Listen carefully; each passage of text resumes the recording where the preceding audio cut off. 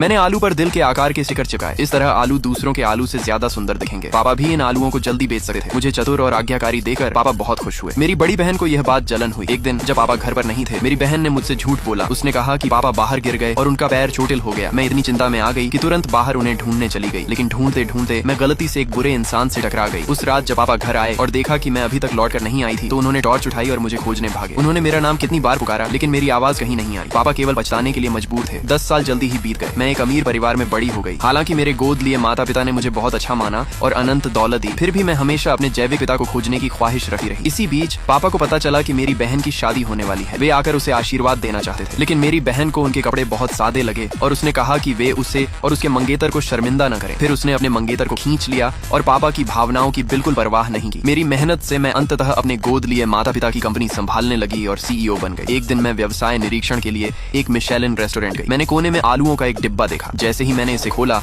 आलूओं पर दिल के आकार के स्टिकर देकर मेरी बचपन की यादें तुरंत लौट आईं। मुझे समझ में आया कि पापा कहीं पास ही होंगे। सहायक ने कहा कि आलू पहुंचाने वाला व्यक्ति अभी अभी जा चुका है। यह सुनकर मैं तुरंत बाहर भागी। इसी बीच पापा ने एक प्राइवेट रूम से मेरी बहन की आवाज सुनी। वे उसे मिलने गए, लेकिन मेरी बहन अपने मंगेतर के सामने अमीर वारिसा होने का ढोंग कर रही थी। पापा ने अपना परिचय देने की कोशिश की, लेकिन उसने उन पर पानी छिड़क दिया।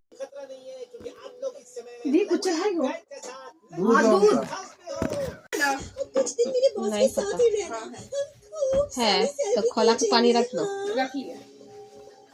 बाबू चल, गलती मम्मी की बेटा।